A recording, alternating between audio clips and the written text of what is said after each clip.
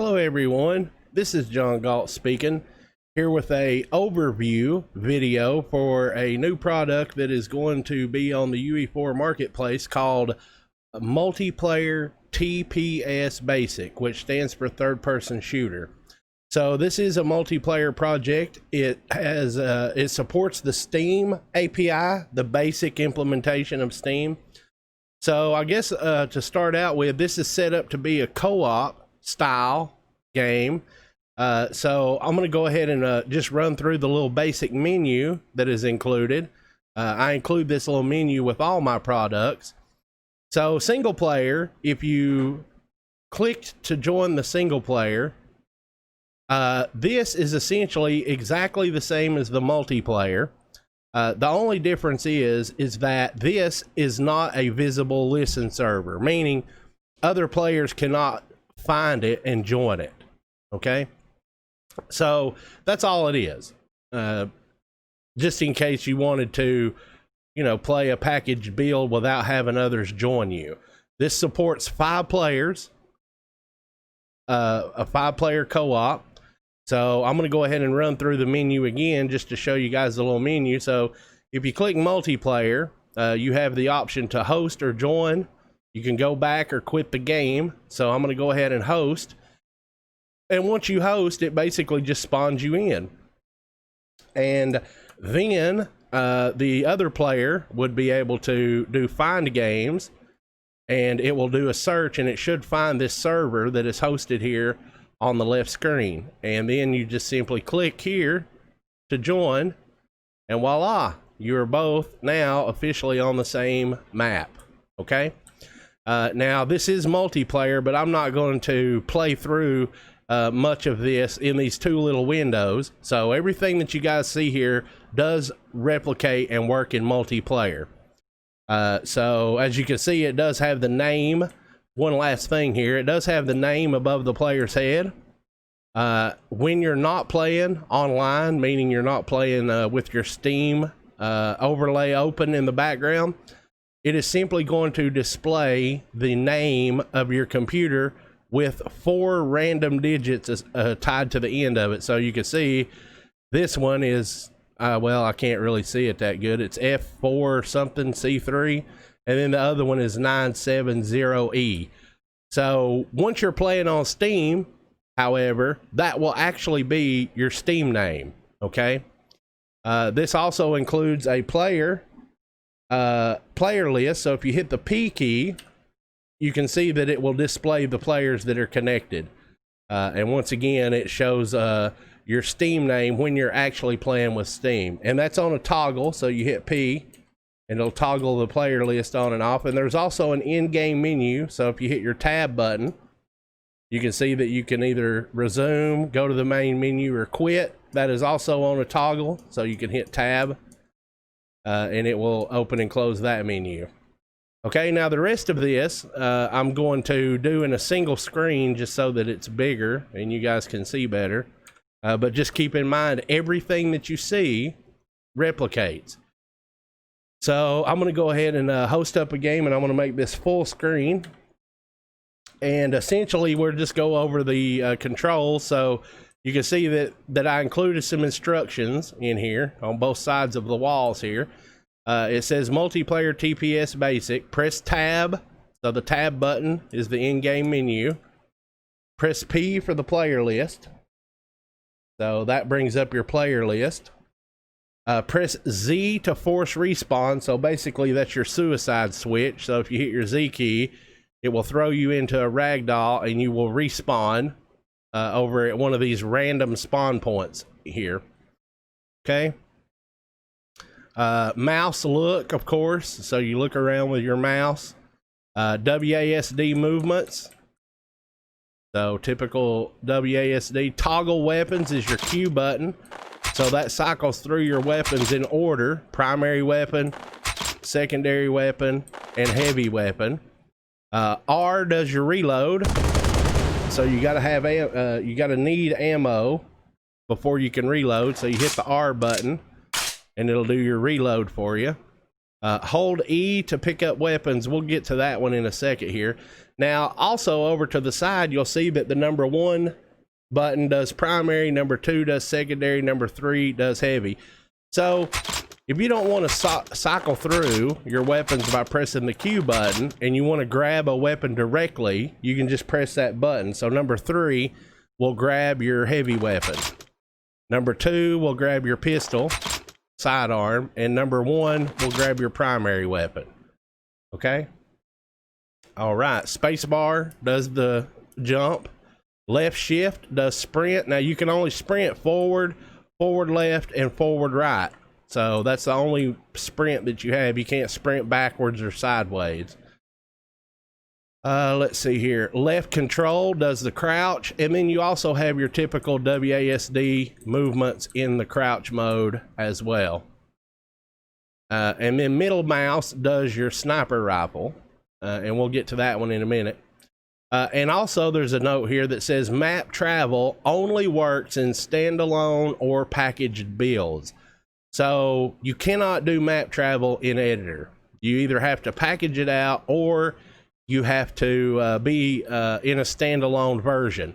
But the TLDR of that is that the way this is set up when you go through these doors, when you come to the end of the mission, when you hit the door, it will take you and everyone connected to the server to the next map. That's essentially what happens here with map travel. But in order to demonstrate that, you actually have to be in a standalone or a packaged build. So let's talk a little bit about these weapons. So this character comes with 3 weapons by default. So he comes with a primary, a secondary, and a heavy. So the primary weapon is a hit scan assault rifle. The secondary weapon is a projectile pistol. So it actually shoots a projectile. And the heavy weapon, the third weapon, is a LMG, which is a automatic projectile explosive weapon. So it actually does explosions, and it has a little bit of an AoE radius. Okay, and that's what the character comes with by default. That's exactly what you will spawn with, and that will be what you spawn with every time after that. So if you die, regardless of which weapon you pick up off these crates, which we'll talk about, you're always going to spawn with your default loadout, always. Okay, so let's talk about these. So basically it says aim crosshair at weapon. So in other words, you aim your crosshair and it will pop up a little tag here to tell you what the weapon is. So let's go ahead and try the grenade launcher. So you press and hold your E button and it fills this little progress bar up. And that is what gives you this, right? So this is a little generic type grenade launcher. And then we have this one here, which is a plasma. This is the one that I affectionately refer to as the BFG, which stands for big friggin' gun. And basically it's a projectile based explosive weapon, more like a rocket. It doesn't have gravity or fall off or any of that stuff. Then you also have a shotgun. And this is actually a primary weapon. So it shoots, you know, basically like a shotgun. It's random spread. It shoots 5 pellets per shot. Okay. And then we have the sniper rifle, which is also a primary weapon. So let's go ahead and bring that one up. Now, this is the only one in this project that has a scope. So if you press your middle mouse button, it will activate your scope. This is a hit scan sniper rifle. So it's an instant hit scan rifle. And then you have, of course, your pistol. And then you have another secondary, which is called an SMG. So if I go ahead and bring that up and hit my 2 button, it is an auto fire projectile weapon, bullet weapon. Okay. Okay, and now what I would like to do is basically talk to you guys about these weapons just a little more. So you can see that the weapon is prefixed with a letter. So H is heavy, P is primary, And then of course your S is a secondary weapon. So that's the slots that they go in on your character when you pick them up. Okay. And there are 2 secondary weapons in this project. One is the default pistol, and then the other of course is this SMG. There are 3 primary weapons. So one is the default weapon that you come with, which is a hit scan assault rifle. And then there is a shotgun, which is a primary weapon. And then of course there is the sniper rifle, which is a primary weapon. And then there are 3 heavy weapons. So the LMG, which is the one that you come with by default. And then the grenade launcher is tagged as a heavy. And then of course the plasma gun is also tagged as a heavy. So there's 2 secondaries, 3 primaries, and 3 heavies in this project. And there'll be instructional videos to follow about the manipulation of this template. This is basically just talking to you guys about what all it contains, okay? And there's 2 different types of ammo, right? So you have bullet ammo and then you have explosive ammo. So depending on the weapon that you are carrying will determine which one of these that gives you the ammo. So this is a bullet weapon, right? This secondary SMG. Let me go ahead and, yeah, okay. So this is a bullet weapon. Your sniper rifle is considered a bullet weapon. Your assault rifle is considered a bullet weapon. The pistol is considered a bullet weapon. So when you need ammo in your max ammo count, not in your clip. Hold on one second.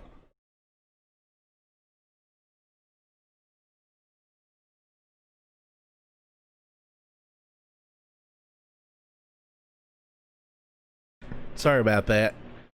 So yeah, you need it in your max ammo. So you see in the lower left hand corner, it tells you which weapon is in your hand, and the left number is your max ammo. The right number is what's in your clip. So you can see that if I run over this, it will spawn a sound and a particle effect, and it will basically top off or give you whatever the amount you designate in this pickup. It'll give you that amount. Doesn't matter which weapon's in your hand. So as an example, if I was to shoot this sniper rifle and reload and need some ammo, and then I have a different weapon in my hand, it checks all your weapons, right? So it'll go ahead and give you the ammo in whatever weapon needs it. And of course, then if you're carrying a explosive weapon, it cannot use bullets, right? So you see I need an ammo here. And since I don't need any of my bullet weapons, right, naturally it's not going to give me anything. But if I pick up the explosive ammo, it will top back off or give me whatever I designate in that ammo count. They respawn, right? So you pick it up, and then in a duration it'll come back. There's a setting for that. And then of course you have a health pickup that you can designate how much health it gives.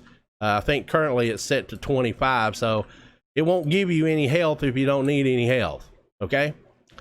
All right. And that's essentially the gist of it, of this part right here. So there's still lots of other stuff to do, to go over, but that's the general gist of what it comes with. So you got a few different weapons you can choose from. They spawn in on these crates. They're adjustable, right? You can determine what these crates spawn.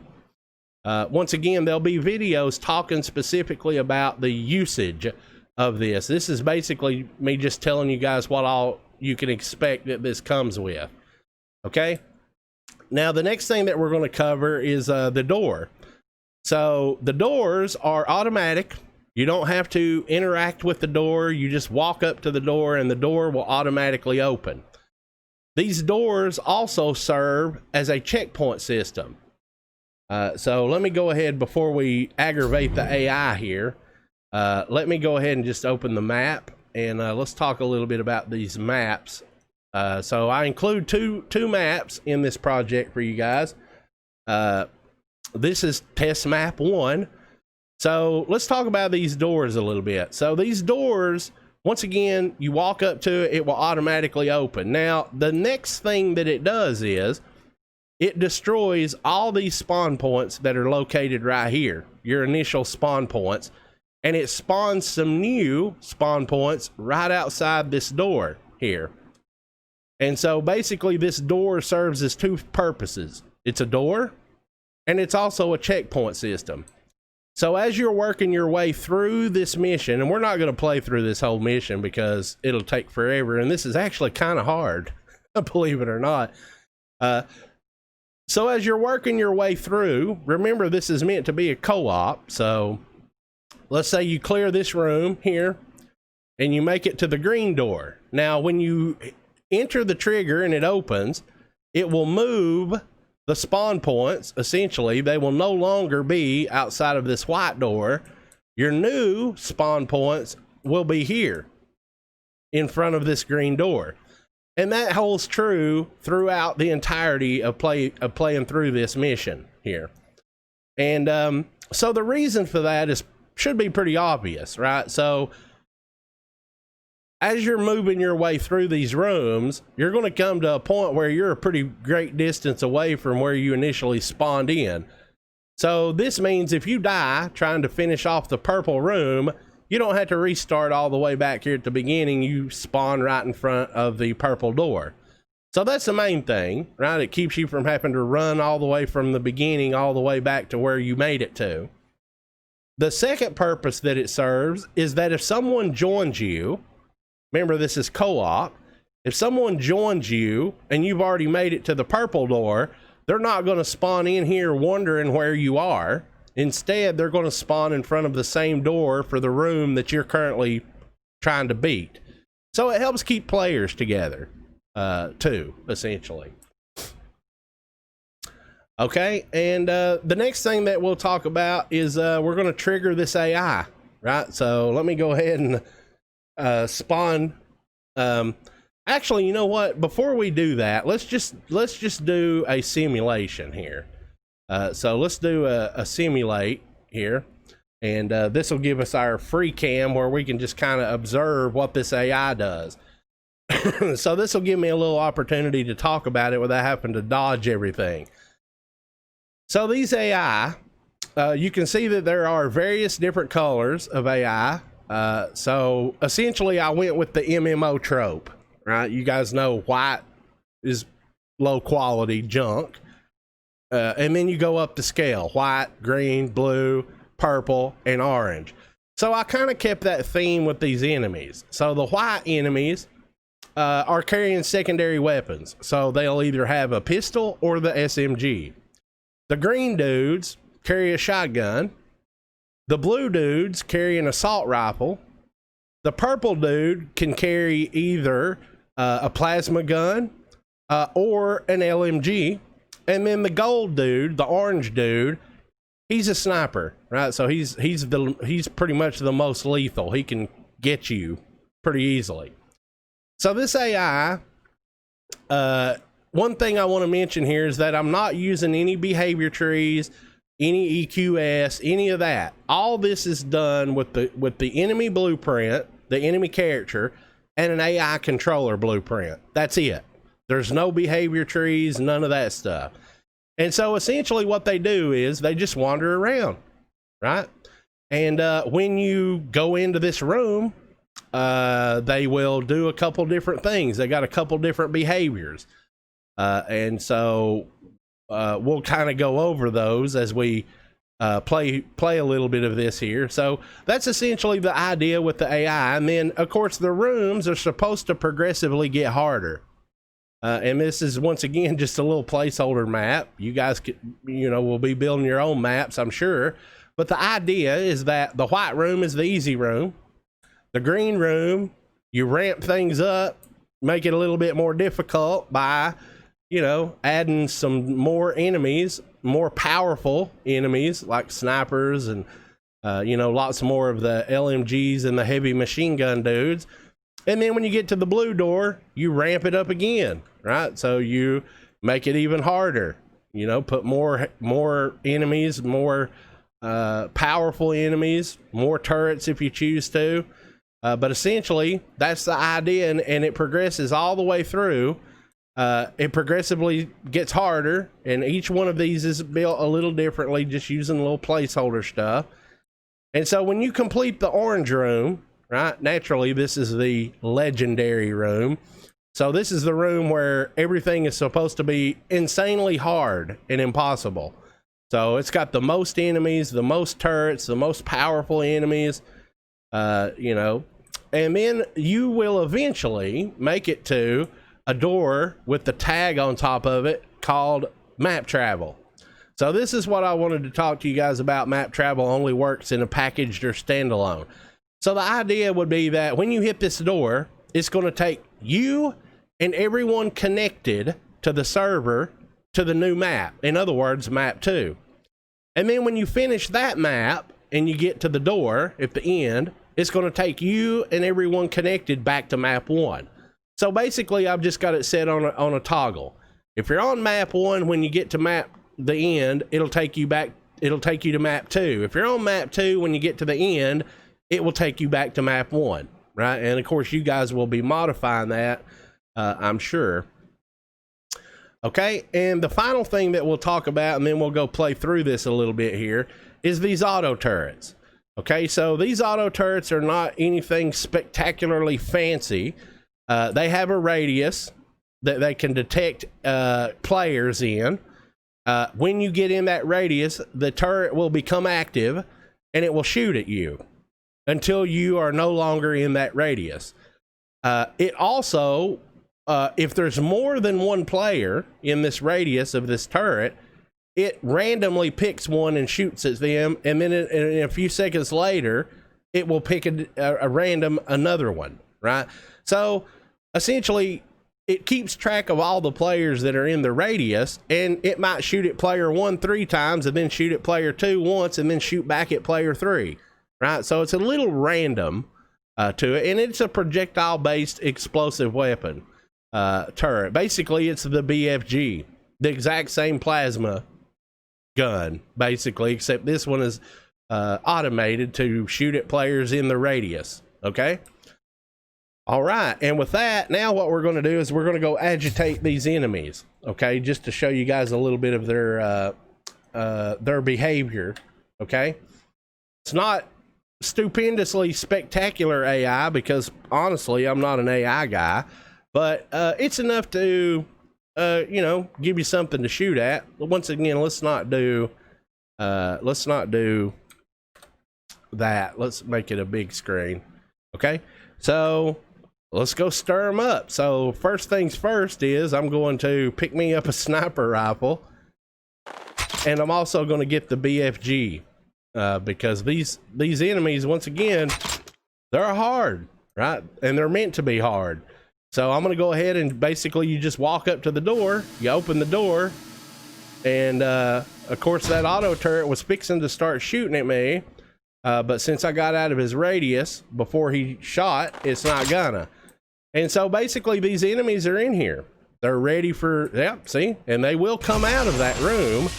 And so that's their behavior. They wander around, and they can come out of the room. They can stay in the room. They can go anywhere that they're able to get to. Meaning they can't go in a room that's closed, obviously. But they can, at random, wander out here. So let's talk a little bit about the behavior. So that's the behavior. They randomly wander around. Now, the second behavior that they have is if they take damage, regardless of distance or anything, if I shoot him, let's shoot the white guy. He is automatically going to drop whatever he's doing and make a beeline toward the person that shot him. Right? And now he's decided he's not coming. Right? So he's dead now. So let's go ahead and trigger this guy. So you see he kind of ducked back behind a corner. So they're not very predictable. I will tell you guys that. So that's one behavior. If you shoot them, they're going to come at you, and they may get to you, and then they may quit before they get to you. So let's see if this guy here is actually going to make a beeline. Nope. See, he gave up chase. Now that changes. If you get within their radius, right? So let me blow this turret up. Takes about 3 shots with this BFG to destroy that turret. Of course, it blows up, it plays a sound, it smokes, it's on fire. And essentially, I want to clear out a few of these guys here so that we can tackle just one of these guys, because I will get destroyed in here, no doubt. So I'm just going to kind of try to pick off some of these and maybe just save one. So once again, they'll start coming at you, but they may give up chase before they get to you. But if you get within their trigger radius, they're going to keep coming after you. Okay, let's see. How many are left here? Oh, there's one. You know what? I'm just going to let him kill me, right? So I want you guys to see. So see, he's shooting at me, right? And of course, I'm dead. So I'm just going to go play around with these a little bit. And this will be really where this video ends at. So I'm just going to go mess around with these guys. And let's see if I can... Okay, so now I'm in his radius, and of course he starts shooting at me. Let's see. See how far he'll come, right? So let me get a health kit. All right, so he gave up chase, and now he's kind of hanging out there at the door. So let me get a little bit more health. And now let's go back and see what he's up to. Yep, so he's standing there. Now, they can't detect you through the walls and stuff, so see, I can kind of creep around here. He don't know I'm here. He may randomly wander over here, but he don't know I'm here. He can't see through walls. So let's go ahead and let's trigger him. Let me run away from him a little here. Let's see if he gives up again. So now he's pretty mad. Right, so I don't think he's giving up this time around. So he's yeah, well, yep, that's a wrap, Jack. So he got me, and they will re-engage, right? So if he happens to you know, be over here, all right. So he's kind of just chilling out. Now he's moving again. So they're random, right? I mean, they're unpredictable. So let's just kind of see what he does here. Yeah, he's just kind of wandering around looking for a target. Now, if I shoot him, yep, now I'm his target. Well, he gave up and decided he wasn't coming too far. So let me see if I can run away. So yeah, I mean, you can shoot him at a distance or whatever, but if I try, here's another thing too. Watch what happens if I try to sneak up behind him. Yeah, he knows I'm here. Look, see him strafing and stuff. So they're hard, guys. I will tell you that they are hard because they're unpredictable. You never know what they're going to do. See, he strafes, right? So he's got strafing movements. He'll turn around. You can't sneak up behind him, right? So they're tough. I'll just tell you guys, they are tough. So let me go ahead and just kill him. And now let's work our way on through here. So I think maybe we're down to one enemy. No, there's two. So let's go ahead. This is the enemy. These enemies carry the exact same weapons that the players can carry. So the green dude here has got a shotgun. So if you guys want to see how that behaves, you can check him out here. See there? So he has a shotgun. Exact same shotgun that the players can carry. Alright, and of course this guy here, he could either have a pistol or an SMG. He's got an SMG. See how he strafes?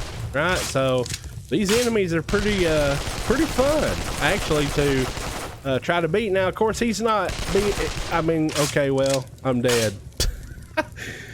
So let's basically just go ahead and try to get to the next room so that you guys can see. And you notice that I'm spawning outside of this door. So let me go ahead and try to kill this guy. And maybe that's the end of them, right? So let's go poke around in here and see if we've cleared them all out. Yep. Okay. And then of course I put some crates in here for you guys. You know, you can pick up a different weapon here if you choose to. Get you a sniper rifle. And it puts your weapon down, right? So the weapon I had, it puts it on the crate. And now we're at the green door. So what happens here, as soon as I open this green door, now my spawn points have moved to here. So I'm just going to take off and Leroy Jenkins through here just to kind of show you guys what happens, right? And now I spawn in front of the green door. And of course, you can get spawn camped, right? I mean, that's the point of this. You're not supposed to just charge and try to make a beeline through the room, because this is your punishment. Right now you got to try to work your way out of this predicament that you're in here. And of course, this is where the co-op part would come in. You would have to have some help. I could probably get out of this. Let me try, actually. Let me see if I could just kill some of these guys. And yeah, you're going to die a million times trying to clear yourself out of this predicament. Okay. I think we're almost clear here. Yeah, and they'll wander back all the way through the map, right? And there's a plasma dude, so I'm toast here. Completely toasted. And you can dodge, right? I mean, I'm not really too good at this, but you can dodge, right? So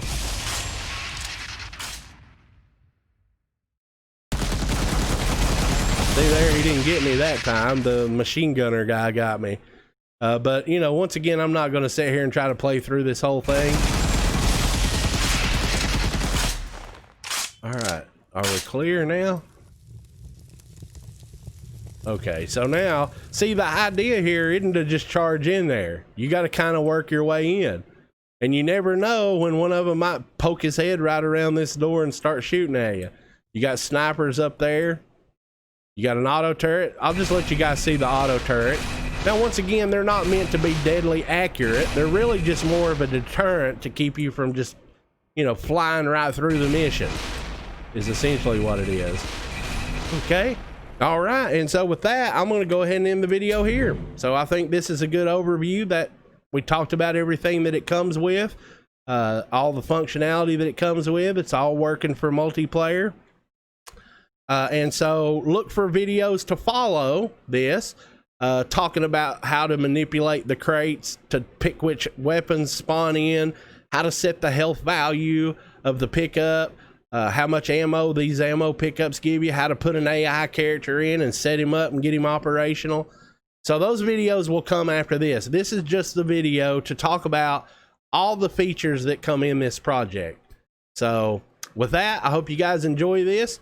This is John Galt, and we will see you guys in another video in another time. Have a good one, fellows.